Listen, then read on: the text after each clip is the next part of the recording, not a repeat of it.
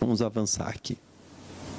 Então, dentro dessas funções que a lei traz como essencial, a lei traz como uma função essencial o agente de contratação, o fiscal do contrato, o gestor do contrato, a assessoria jurídica e o órgão de controle, os agentes de controle interno. Tá? E por que eu trago isso aqui? Para a gente poder avançar, a chegar efetivamente no gestor do contrato, é preciso nós compreendermos que na licitação como um todo, nós temos 3 grandes fases, eu gosto de dizer. Na lei, há fases que tem, a lei está dizendo as fases de licitação, mas eu gosto de dividir, me parece que é mais didático, a licitação em 3 grandes fases. Eu tenho uma fase que é uma fase interna, denominada de fase preparatória, fase do planejamento da contratação pública. Tá? Desde o documento de formalização de demanda, todos os documentos subsequentes, até a aprovação do edital, é a fase de planejamento. A autoridade aprovou aquela contratação. Aprovo, pode publicar o edital. Quando eu tenho, né, a edição do instrumento convocatório, ou seja, assinatura do edital e sua publicação, eu tenho o início da fase externa da licitação, que é a fase de competição. A grande fase, a fase de competição. É a segunda fase, a fase externa, que vai até a homologação daquela licitação, que é a confirmação de todos os atos realizados na fase externa. Estão todos de acordo, homologou a licitação. Adjudicou, né, objeto ao vencedor, homologou a licitação, encerrou a fase externa, encerrou a segunda fase. E aí eu tenho início a terceira fase da licitação, que é a fase executória, a fase de execução do serviço, de fornecimento de bens. Tá? As 3 grandes fases. Por que eu estou falando isso para vocês aqui, para a gente poder avançar, mas eu sei que quando a gente tem slide, o colega quer copiar, quer anotar, e é importante ter uma atenção para isso. Dessas 3 grandes fases, os agentes que atuam em cada qual não podem atuar em outras fases. Se eu atuo na fase de planejamento, eu não posso atuar na fase externa. Não posso atuar na fase executória, na terceira fase, por conta da segregação de funções. Então, se eu atuei elaborando ETP, termo de referência, eu não posso ser agente de contratação daquela licitação, ou membro de equipe de apoio daquela licitação. Se eu sou agente de contratação de uma dada licitação, eu não posso ser fiscal do contrato que origina daquela licitação. Eu não posso ser gestor do contrato que se origina daquela licitação.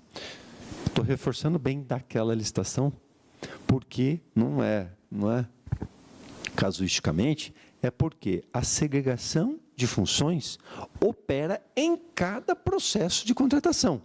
O que significa dizer que se eu, em um processo A, atuei como membro da equipe de estudo técnico preliminar, do ETP, em um outro processo, eu posso figurar como fiscal do contrato. Eu posso figurar como gestor do contrato. Tá? Posso. É claro que o recomendado, não é? Até pelo que vocês já percebem na prática, né, e pelo que a gente conversou até aqui, se é importante dar cursos, treinamento para o pessoal, é importante, não é, identificar as habilidades de cada qual e, né, colocá-lo em dado momento da licitação, pensando nessas 3 grandes fases, para que ele adquira a expertise de cada qual. Então, se eu atuo sempre na fase de planejamento, puxa, não é legal que eu faça em um processo planejamento e o outro seja agente de contratação e o outro seja fiscal. Isso é importante para ganhar, não é, bagagem, conhecimento prático, que eu atue na fase de planejamento todos aqueles processos, que eu, né, sirva como agente de contratação pregoeiro em diversos processos. que eu atue ali na gestão de contratos ou de fiscalização de contratos, né, em inúmeros processos. E não em cada momento estou figurando em uma situação. Tá? Eu entendo a realidade do município, bom dia. Trabalhei, como disse, em prefeitura. Sei bem, bom dia. Sei bem que nós temos uma escassez de pessoal que, às vezes, precisamos, não é, fazer múltiplas tarefas. Eu entendo isso, né? Mas é preciso, ao menos, respeitar. Essa é a mensagem que eu trago para vocês. Dentre essas funções essenciais, respeitar essa segregação de atividades. Tá? E, por óbvio, né? O órgão de assessoria jurídica que faz o controle interno da licitação não pode também ser fiscal do contrato, gestor do contrato, né, o advogado, enfim, ser agente de contratação, agente do planejamento, atuar na fase de planejamento. Eu não estou dizendo que advogado não pode fazer. O advogado pode ter a função e atuar ali, enfim, o cargo que ele ocupa, as atividades que ele tem, ele pode ser agente de contratação, pregoeiro. Eu, quando trabalhei na prefeitura, eu não era ainda advogado, estava no curso de Direito, mas eu atuei como pregoeiro. Eu era membro da equipe de licitações, né, da comissão de licitações. O procurador do município era pregoeiro. Claro, nos processos de contratação, ele não figurava como advogado. Era um outro colega, advogado, que aprovava, analisava o processo, né? O estagiário, na época aqui, fazia toda a peça e o outro advogado assinava, né? Mas, assim, formalmente, era um advogado que fazia análise e o procurador do município, procurador-geral do município, gostava de atuar como pregoeiro. E aí fazia os pregões. Mas, vejam, não está aqui colidindo com a segregação de função, porque ele não atuava como advogado naqueles processos, e sim como pregoeiro. A outra pessoa, outro agente público, atuava como órgão jurídico. Né? E aí o controle interno é o controle geral que há nas unidades, controle interno, que é um comando constitucional. Então, nós temos na União a Controladoria Geral da União e as unidades da CGU dentro das repartições federais. No Estado, a Controladoria Geral do Estado e as unidades da CGE dentro das secretarias. E nos municípios, câmaras, as Controladorias Gerais e suas unidades dentro dos diversos órgãos que possam existir. Este é o controle interno que nós estamos tratando, né? É o controle interno de cada órgão. Essa é a ideia da lei, de cada órgão. Controle interno de cada órgão. Por vezes, a Câmara de Vereadores pode não ter unidades espalhadas, né? Então vai ter um controle interno só, que é o geral, não tem uma unidade propriamente dita, tá? Os colegas são de Câmara ou Prefeitura? Prefeitura. Então, tenho só uma colega de Câmara aqui, né? De vereadores. Então, dependendo do tamanho, não será o órgão de controle interno, que a gente diz aqui, uma unidade, e sim a própria Secretaria de Controle Interno, né? Vamos lá. Então, falado dessa segregação de funções, um outro acordo que eu trago do Tribunal de Contas, né, nessa linha, olha, servidor da fase interna do pregão conduz a licitação, viola o princípio da segregação de funções. Isso que eu disse, né, um acordo aqui para corroborar com essa ideia, tá? A lei também traz isso, não é? O que se quer evitar? A ocultação de erros. A gente sabe, lendo a Lei 14.133 já traz muito claro isso, né? Eu quero evitar a ocultação de erros, trazer obstáculos à corrupção, ocultação de erros ou uma corrupção passiva, ativa que possa existir.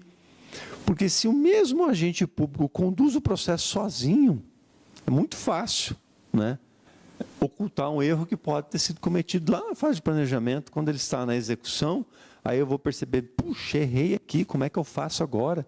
Mas aí eu não revelo, porque esse erro foi de planejamento. Não é? Planejei errado, previ fase de entrega, 30 dias, era impossível, e a empresa pede, não, olha, houve impugnação e é o mesmo agente que, né, não aceitou a impugnação. E aí, não, venha que depois a gente... Sempre acontece isso, né? Pode participar, depois a gente faz uma dilação do prazo, e etc. Isso acaba, assim, sendo feito de modo muito amador, não é? Ou seja, sem um adequado planejamento. Então, para evitar erros de condução, é importante, não é, que se tenha uma, enfim, divisão de tarefas dentro de um processo grande e complexo, tal como os processos de contratação pública. Essa é a ideia da segregação. Tá? O que não significa que os agentes públicos que atuam nas fases que eu comentei, das 3 grandes fases, né? A de planejamento, a fase externa e a fase de execução, não significa que eles não possam conversar, que um não possa colaborar com o outro. É evidente que pode. Quando eu estou ali preparando o termo de referência, ou estudando propriamente a melhor solução para a minha demanda, para a minha necessidade no ETP, por que o agente de contratação não pode participar, trazer a experiência dele? Né? Por que o fiscal não pode e deve, inclusive? Se eu tenho que estabelecer um método de fiscalização e gestão do contrato, o gestor fiscal do contrato tem que colaborar nesse planejamento. Só que eles não são responsáveis pelo planejamento da contratação. Mas não significa que eles não possam ser ouvidos, não é? Não possam ajudar na confecção de algumas peças nesse sentido, né? Uma boa prática a comunicação entre o fiscal a fim de identificar suas dificuldades.